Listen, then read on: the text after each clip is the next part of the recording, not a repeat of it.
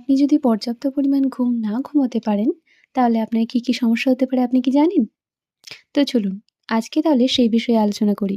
আপনি যদি পর্যাপ্ত পরিমাণ ঘুম না ঘুমোতে পারেন, তাহলে মানসিক স্বাস্থ্যের অবনতি ঘটবে, কাজের ফোকাস কমে যাবে, রোগ প্রতিরোধ ক্ষমতা অনেকটাই কমে যাবে এবং দুর্বল হয়ে যাবে শরীর। হজম শক্তি ও ওজনের উপর প্রচুর পরিমাণ প্রভাব পড়বে। শারীরিক ক্লান্তি ও অলসতা দেখা যাবে। দীর্ঘমেয়াদী রোগের ঝুঁকি বাড়বে, যেমন হচ্ছে হার্টের সমস্যা বা ডায়াবেটিস এবং হাই ব্লাড প্রেশারের সমস্যাগুলো কিন্তু হতে পারে। স্মৃতিশক্তিও কিন্তু কমে যায় ঘুম ঠিকঠাক না হলে। তাহলে এগুলোকে প্রতিরোধ করার জন্যে অবশ্যই আমাদের কোয়ালিটি স্লিপের প্রয়োজন। তাহলে আমরা কোয়ালিটি স্লিপ কাকে বলছি সেটা আগে জেনে নিই। কোয়ালিটি স্লিপ বা সুনিদ্রার অর্থ হলো গভীর নিরবচ্ছিন্ন ও আরামদায়ক ঘুম।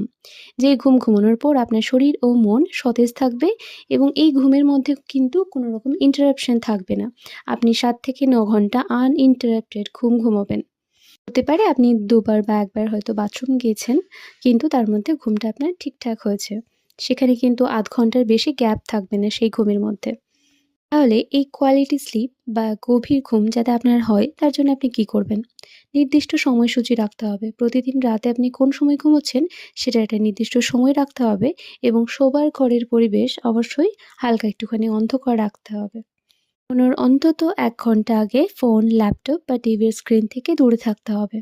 ঘুমানোর ৩ থেকে ৪ ঘন্টা আগে ক্যাফেইন এবং রাতে ভারী খাবার খাওয়া যাবে না। ঘুমানোর আগে হালকা গরম পানিতে গোসল করা যেতে পারে বা বই পড়তে পারেন।